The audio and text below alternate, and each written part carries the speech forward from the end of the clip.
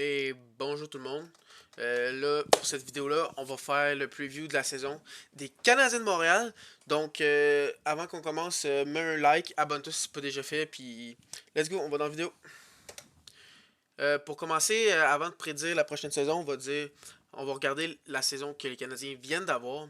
Les statistiques pour les points, les trois meilleurs joueurs pour les points, c'était Suzuki avec 61, Caulfield avec 43 points et Mike Hoffman avec 35 points. Quand même une bonne saison pour Suzuki puis Caulfield, mais surtout quand Martin Saint-Louis est venu. Caulfield avec Martin Saint-Louis, il a 35 points en 37 parties, puis c'était à peu près les mêmes nombres de points pour Suzuki. Donc, avec Martin Saint-Louis comme coach pour une saison complète la saison prochaine, j'ai l'impression que ces deux joueurs-là vont exploser. Ils vont avoir beaucoup plus de points. Ensuite de ça, pour les buts, Caulfield est premier avec 23. Puis ça, c'est sans dire que les 30 premiers matchs, il y avait seulement un but. Donc on voit qu'avec Martin Saint-Louis, il a vraiment explosé. Puis Suzuki a fini avec 21 un but et Anderson 19. Et pour les passes, Suzuki 40, pas surprenant, mais qu'est-ce qui est surprenant, c'est les deux autres. Wideman, le défenseur de troisième paire, 23 passes, mais il y avait seulement 4 buts. Et Dvorak, 22 passes. Donc on voit bien que c'est complètement différent des deux autres previews que j'ai fait de Tampa Bay et Toronto. Les points sont beaucoup plus bas, c'est un peu normal. On est en reconstruction. Puis aussi, on a fini dernier de la ligue, donc c'est un peu normal qu'on ait beaucoup moins de points. Donc ensuite de ça, les gardiens de but. Il y a Price qui a joué un peu, il y a Primo qui a joué un peu, mais pas assez pour que je les mette. Donc il y a eu Allen, puis en plus ils joueront pas cette année, donc je le mettrai pas. Donc Allen qui a fini avec 905 de pourcentage d'arrêt avec un moins 2.2 de goal save above expected. C'est pas si mauvais. C'est pas bon. Genre, c'est pas un bon gardien. C'était pas une bonne saison, mais c'était pas si mauvais compte tenu du résultat de l'équipe. Ensuite de ça, il y a Montembeau qui a eu 891 et moins 17.3. Ça, c'était vraiment hyper mauvais. Vraiment atroce, mais on a personne d'autre. Puis comme on n'essaie pas de faire les séries, c'est pas grave. Si les gardiens font pas les arrêts, même que c'est parfait. Ça nous donne plus de chances d'avoir un plus haut choix au repêchage. On va pas faire exprès de perdre, mais c'est pas grave si on gagne pas. Donc c'est pas quelque chose qu'on doit absolument fixe maintenant. Puis si Allen peut rester en santé, ça va grandement aider déjà. Ensuite de ça, on a fini dernier, comme je vous l'ai dit, avec 55 points, 22 victoires, 49 défaites en temps réglementaire et 11 en prolongation. Ensuite de ça, les unités spéciales en avantage numérique, on était 31 sur 32 avec 13,7%. C'était vraiment atroce. Mais là, avec des ajouts comme des gars comme Dadonov, avec un gars comme Slavkovski, Drouin qui va être en santé, puis Caulfield Suzuki qui avec Martin Saint-Louis, ça doit s'améliorer. Ça peut pas être pire. Genre, c'était vraiment une des pires avantages numériques que j'ai vu. Et ensuite de ça, en désavantage numérique, 75.6. Ça, j'ai l'impression que ça va pas trop s'améliorer. Ça va être à peu près dans le même range. Après ça, pour les buts pour, on était à 218, je pense que ça va augmenter. Je pense vraiment qu'avec l'attaque qu'on a cette année, ça va beaucoup augmenter. Puis les buts contre, on était dernier. Puis honnêtement, je pense pas que ça va pas mal monter. On va peut-être être 28, 29, 30, mais sans plus. Ça va quand même être atroce. Ensuite de ça, notre staff, le GM, c'est Kent Hughes. Il vient de commencer, mais jusqu'à maintenant, tous ses moves, je les ai aimés, sauf un, qui est de prendre Safkovski over the right. Moi, j'aurais pu Shane Wright, mais on sait pas encore. Peut-être qu'il a fait le bon move. En plus, il est allé chercher Doc pour avoir un autre centre. On va voir qu'est-ce que ça va donner. Ensuite de ça, Martin Saint-Louis. Il a juste été une demi-saison, mais jusqu'à date, j'ai adoré. Il a fait revivre Caulfield, puis Suzuki l'a amené à un autre niveau. Donc, moi, je suis bien content pour ça. Ensuite de ça, les départs, il y a Ryan Peeling et Jeff Petrie qui sont partis dans la même transaction pour Michael Matheson. Ensuite de ça, Romanov dans la transaction qui a amené Doc au Canadien. Mathieu Perrault qui a pris sa retraite. Et Carey Price, je l'ai vu dans les départ, même s'il n'est pas officiellement parti, mais on sait qu'il jouera probablement plus dans la Ligue nationale. C'est triste à dire, mais les blessures ont ruiné le reste de sa carrière. Puis c'est triste, mais bon, c'est comme ça. C'est mon idole depuis que je suis tout petit, mais bon, sa carrière est pas mal finie. Ensuite de ça, les arrivées. On a eu Kirby Doc au draft qu'on l'a échangé. Romanov pour avoir Kirby Doc, un jeune centre de 21 ans qui pourrait éclater à Montréal avec plus de temps de jeu dans une meilleure ambiance qu'à Chicago. Ensuite de ça, Sean Monahan, on s'est fait donner avec un choix de première ronde pour prendre son salaire. Mais on sait jamais, il pourrait exploser à Montréal. Puis si il donne rien, c'est pas plus grave. On l'a eu juste pour avoir le choix. Ensuite de ça, Evgeny Dadonov, on l'a eu gratuit. Donc ça peut être du bonus. Michael Matheson, on l'a eu dans la chance de Petrie. Puis Mitchell Stevens, c'est un joueur de profondeur. Il va peut-être jouer, mais ça m'étonnerait. Donc sur ça, je vais vous dire l'alignement que moi je projette qui va être pour l'année prochaine. Honnêtement, pour le Canadien de Montréal, il pourrait être extrêmement différent de n'importe qui. Comme par exemple Mike Hoffman que j'ai mis sur le dernier trio était le troisième avec le plus de points la saison passée dans les Canadiens. Donc vraiment ça pourrait avoir beaucoup de changements. Comme Sean Monahan qui est sur le quatrième pourrait être sur le deuxième et il y a plusieurs choses qui pourraient changer. Mais une chose qui est sûre, c'est que Nick Suzuki et Cole Caulfield vont être sur le premier trio. Ça, c'est sûr à 100%. Ensuite, j'ai mis Danonov parce que selon moi, c'est lui qui pourrait les compléter mieux. Mais je pourrais voir Drouin s'il est capable d'exploser parce qu'il est souvent blessé. Mais on sait qu'il a un talent fou. Je pourrais voir Drouin. Sinon, il y a Juraj Slavkovski sur le troisième trio que je pourrais voir aussi sur le premier trio avec Nick Suzuki ou Caulfield. Mais comme il n'a jamais joué dans la nationale, puis on sait pas trop s'il va être ready, on sait même pas s'il va jouer dans l'équipe. Donc je l'ai mis sur le troisième trio. Selon moi, de la façon qu'on en parle, on dit qu'il est déjà prêt physiquement, mentalement, qu'il est déjà prêt.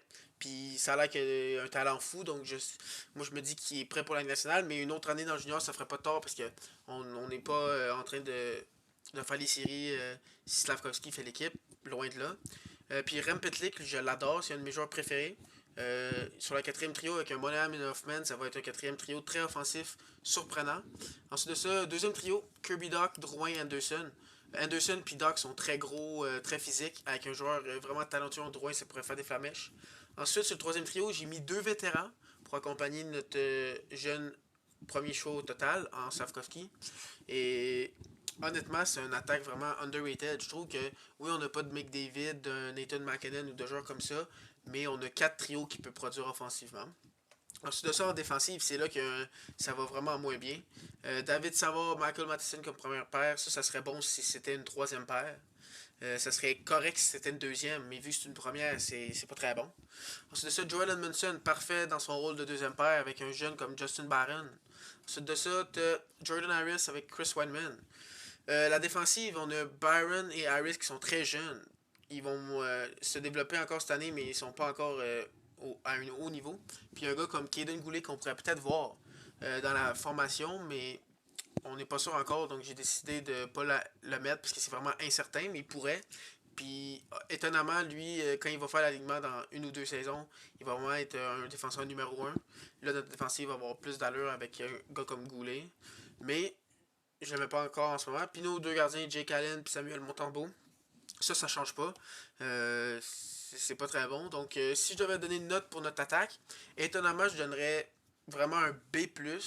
Vu qu'on n'a pas de superstar, oui, on a Nick Suzuki et Cole Caulfield qui sont excellents, des joueurs vraiment forts. On n'a pas de Matthews ou de gars comme ça, donc je dirais un B+. Quand même assez bon. La défensive, honnêtement, je donnerais un D+. Genre C-D+, là, c'est vraiment pas bon, là. Genre, c'est 6 défenseurs qui jouent bottom 4, là. On n'a aucun défenseur top 1, top 2, top 3. On a un top 4. On a deux joueurs top 4. Puis le reste, c'est des top 6, 7e défenseurs. Ensuite de ça, dans les buts, je donne un C-. Là. C'est vraiment pas bon. Genre, Jake Allen, c'est un excellent deuxième, mais c'est pas un numéro 1. Puis Montembeau, c'est un troisième gardien. Là. Donc, c'est ça. Donc, maintenant, je m'en vais aller pour les prédictions pour la prochaine saison pour les Canadiens de Montréal. Pour les meilleurs points, je pense que ça va être Nick Suzuki avec une saison de 77 points. Moi, je pense vraiment qu'il va être excellent, qu'il va avoir beaucoup de fun à jouer avec Caulfield. Suzuki qui est depuis aujourd'hui le nouveau capitaine de l'équipe, qui a été nommé ce matin. Oui, je tourne cet épisode le jour le 12 septembre, là, oui, quand Suzuki a été nommé capitaine. Donc, Nick Suzuki est maintenant le capitaine, il va prendre un haut niveau, il va être presque un point par match selon moi. Ensuite de ça, Cole Caulfield, j'ai voulu mettre 40, mais je me suis un peu calmé, j'ai dit 38. Je pense vraiment qu'il va exploser cette année. Puis dans les passes, Nick Suzuki avec 53. Parce que si Cole Caulfield en marque 38, puis qu'il joue avec un gars comme Dadonov qui a marqué 25-30, c'est sûr que Suzuki va avoir beaucoup de passes. Donc, ensuite de ça, pour le classement, je vais encore 8e dans l'Atlantique. Pas parce que je pense qu'ils vont avoir une aussi mauvaise saison que la saison passée. Je pense qu'ils vont s'améliorer grandement. Mais probablement, ils ne peuvent pas faire pire. Mais l'Atlantique, il y a vraiment plusieurs bonnes jeunes équipes qui vont vraiment monter dans le classement. Puis des bonnes équipes vétéranes qui vont être encore fortes, que ça m'étonnerait qu'ils puissent monter. Ils pourraient peut-être, mais ça serait vraiment étonnant. Ensuite de ça, pour les recrues qui vont jouer, Jordan Harris et Justin Byron, c'est pas mal sûr, puisque la saison passée, ils ont terminé la saison avec l'équipe, mais ils sont encore qualifiés comme recrues. Il y a Juraj Slavkovski, que je pense, moi, qu'il va faire l'alignement, mais je suis pas sûr. Kaden Goulet, j'hésite vraiment, ça va dépendre de son camp d'entraînement. Mais ça ferait pas de tort une autre année dans le junior, même si je pense qu'il est prêt. Ensuite de ça, les extras qui jouent pas, en attaque, on en a plusieurs. Il y a Pezzetta, Armia, Evans, Byron et Mitchell. Mitchell et Byron, je suis pas mal sûr qu'ils joueront pas. Mais les trois autres, c'est possible qu'on les voit dans l'alignement. Surtout si un Monahan qui revient de sa blessure, ça marche vraiment pas. Ou par exemple, un Slavkovski qui fait pas l'équipe, les autres pourront rentrer. Le joueur que je pense qui a plus de chance de faire l'équipe, c'est Evans. Il a joué le troisième joueur avec le plus de matchs la saison passée avec l'équipe. Donc, hein. Puis en défense, il y a Schooneman, Corey Schooneman. C'est vraiment juste un extra défenseur. Puis dans les buts, Primo, qui est un extra. J'espère qu'il va pas jouer, j'espère qu'il va rester avec le club école toute la saison. Parce qu'il a vraiment besoin de jouer des matchs, de vraiment se développer le plus possible. Et de vraiment être un numéro 1 et de jouer, jouer, jouer pour se développer. Donc là-dessus, merci d'avoir écouté la vidéo. Si vous êtes rendu jusqu'ici, sûrement parce que vous avez aimé, donc likez la vidéo. Si ce n'est pas déjà fait, abonnez-vous, activez la cloche pour savoir quand je vais faire les prochaines vidéos. Sur ce, à la prochaine.